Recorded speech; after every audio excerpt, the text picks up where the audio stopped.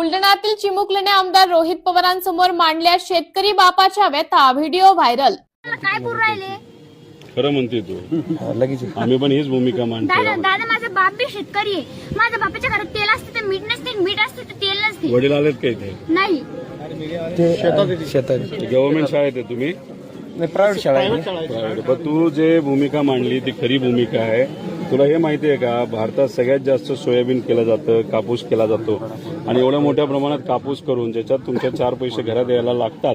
कापसाला जेव्हा 10,000 भाव मिळतो तेव्हा हे सरकार काय करतं, नाही तर कुठलंही सरकार इम्पोर्ट करायला लागतं. त्याला भाव परत खाली पडतात आणि त्यात आपला शेतकरी झोपतो. तसं सोयाबीनचं झालंय, कांद्याचं झालंय, सगळ्याच पिकाचं झालंय. तुम्ही जे फर्टिलायझर घेतात तुमचे वडील तुमच्या शेतासाठी त्यावर टॅक्स असतो. वही आणायची असते दादा, तर पप्पा जर का म्हणलं माझ्या खिशात 10 रुपये नाही तर इतकं वाईट वाटतं की आम्हाला एकदा याच्यावर डिसाईड नको करू. आम्ही तीच भूमिका घेतोय. तुला एक माहिती का, मी विरोधी पक्षातला आमदार आहे, पण मी जर आज निर्णय घेतला असता, नाही तर काल निर्णय घेतला असता, तर मी आज मंत्री सुद्धा झालो असतो, नाही तर पदाधिकारी झालो असतो. पण मी या सरकारबरोबर का नाही जात? हे सरकार युवांच्या विरोधात आहे, शेतकऱ्यांच्या विरोधात आहे, मजुराच्या विरोधात आहे, महिलांच्या विरोधात आहे. मजुरी